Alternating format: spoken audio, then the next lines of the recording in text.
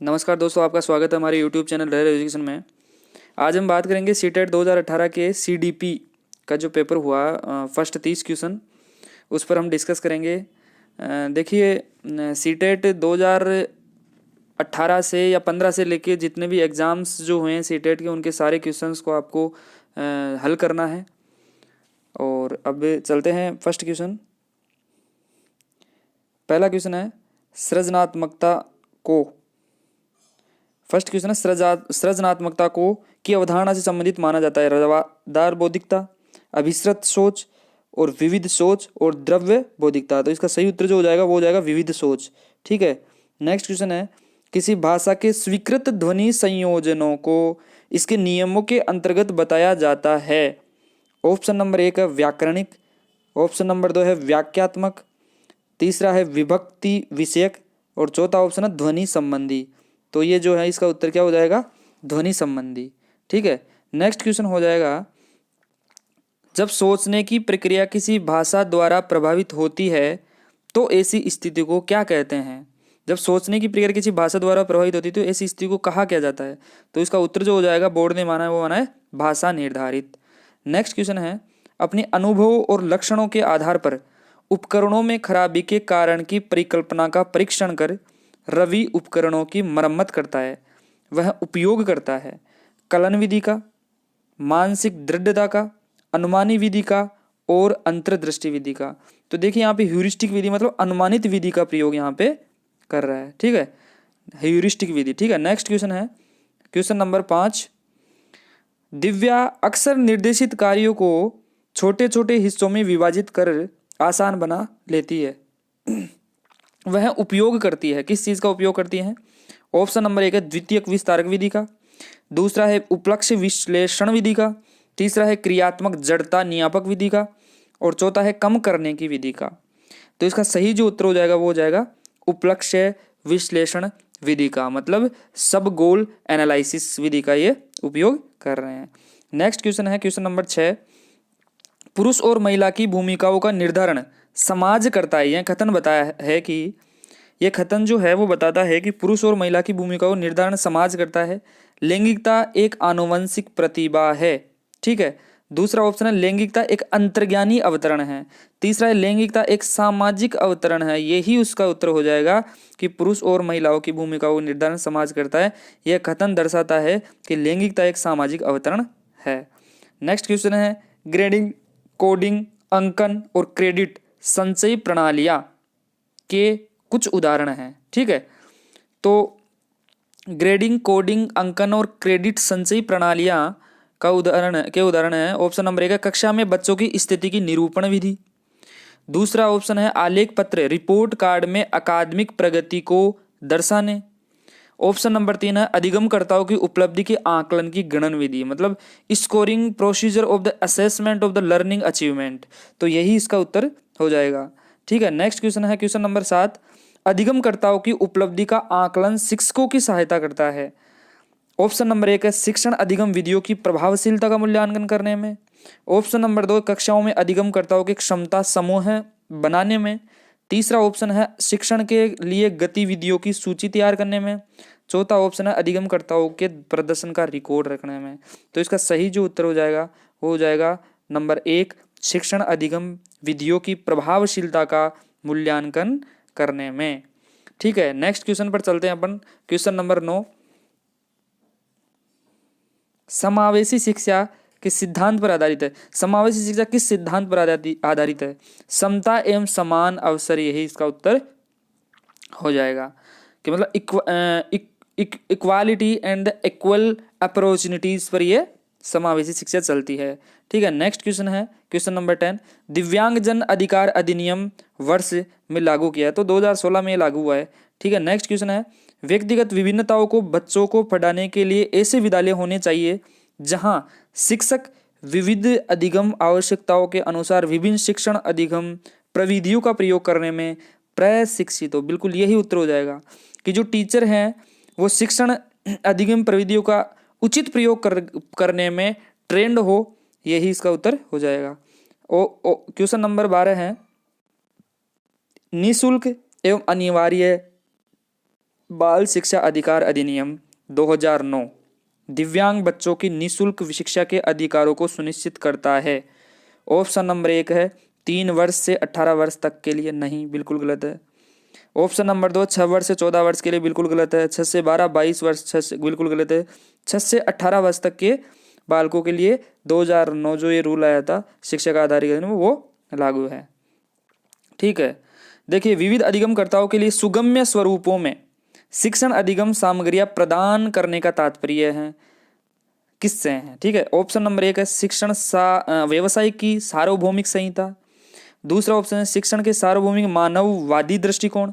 तीसरा है अधिगम की सार्वभौमिक संरचना। ये इतने बोर्ड ने उत्तर माना है कि जो विविध अधिगमकर्ताओं के लिए सुगम्य स्वरूप है वो शिक्षण अधिगम सामग्रियां प्रदान करने का तात्पर्य है वो है अधिगम की सार्वभौमिक संरचना है। ठीक है, क्वेश्चन नंबर 14 है स्व जागरूकता एवं संज्ञानात्मक क्षमताओं का नियंत्रण, जैसे योजना बनाना, समीक्षा करना और संशोधन करना।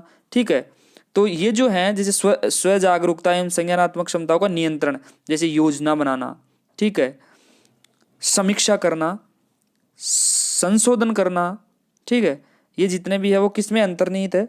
वो संज्ञान बोध में ये अंतर्निहित है। तो इसका उत्तर क्या हो जाएगा? संज्ञान बोध में। जब बच्चे प्राप्त की गई सूचनाओं की व्याख्या करने के लिए अपने अनुभवों के आधार पर सोचते हैं तो उसे कहा जाता है, जब बच्चे प्राप्त की गई सूचनाओं की व्याख्या करने के लिए अपने अनुभव के आधार पर सोचते हैं तो उसे क्या कहा जाता है? सृजनात्मक सोच, बिल्कुल नहीं, ये तो हो ही नहीं सकता। अमूर्त सोच, बिल्कुल गलत। मूर्त सोच, ये मूर्त सोच मतलब मूर्त सोच इसका उत्तर हो जाएगा। जब बच्चे प्राप्त की गई सूचनाओं की व्याख्या करने के लिए अपने अनुभवों के आधार पर सोचते हैं वो मूर्त सोच हो जाती है। ठीक है, नेक्स्ट क्वेश्चन है 16, अधिगमकर्ताओं को व्यक्तिगत क्षमता के आधार पर उनकी कठिनाइयों के विभिन्न स्तरों को ध्यान में रखते हुए पढ़ाने की जो विधि है वो क्या कहलाती है?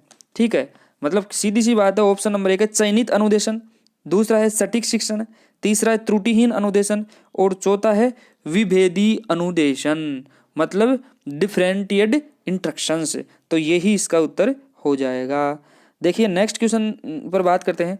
प्रतिपालन अधिगम का एक विशिष्ट चरण है जो अधिगम के अभिप्रेरण चरण, आत्मनिर्भरता चरण, सामान्यीकरण चरण और अधिग्रहण चरण का पूर्ववर्ती। तो इसका उत्तर जो हो जाएगा वो हो जाएगा सामान्यीकरण।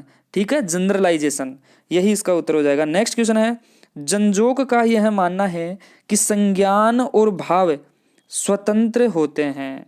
क्या होते हैं? स्वतंत्र होते हैं, फ्रीडम होते हैं, ये इंडिपेंडेंट होते हैं, ये इसने जजों का मानना है। नेक्स्ट क्वेश्चन है पहले से सीखे हुए कार्यों में सुधार लाने के लिए शिक्षक बच्चों को प्रदर्शन देकर सिखा रहा है। वह शिक्षण की अवलोकन विधि का प्रयोग कर रहा है, संशोधन विधि का प्रयोग कर रहा है, प्रतिरूपण विधि का प्रयोग कर रहा है। ये कौन सी विधि का प्रयोग कर रहा है? मॉडलिंग। ठीक है, मॉडलिंग का यहाँ पे प्रयोग कर रहा है, प्रतिरूपण का यहाँ पे प्रयोग कर रहा है, तो यही उसका उत्तर हो जाएगा। ठीक है, मैन और जेनिस के अनुसार निर्णय लेने वाले बच्चे समस्या का विश्लेषण करते हैं, विकल्पों की सूची बनाते हैं और उनके फायदे और नुकसान के प्रत्येक पहलू पर विचार करते हैं, उसका व्यवहार प्रस्तुत करते हैं। तो इसका ऑप्शन देखिए, पहला है सतर्क, दूसरा है निवर्तमान, तीसरा है निरंकुश और चौथा है चौकस।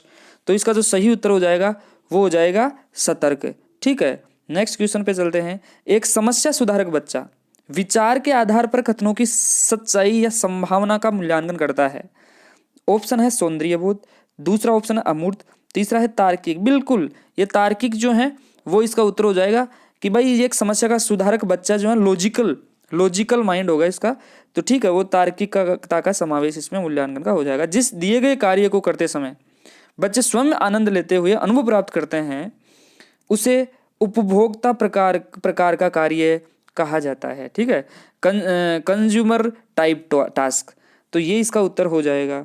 ठीक है, नेक्स्ट क्वेश्चन है बहुसंवेदी शिक्षण अधिगम की प्रविधि में अधिगम संवर्धन हेतु दृश्य, श्रव्य, स्पर्श और ऑप्शन है कर्णकोटक, प्रत्यक्षीकरण, अवलोकन, गतिबोधक। तो इसका उत्तर जो हो जाएगा वो हो जाएगा गतिबोधक, काइनेस्टिक्स। ठीक है, तो गतिबोधक इसका उत्तर हो जाएगा। तो संवेदनाओं का एक साथ प्रयोग किया जाता है।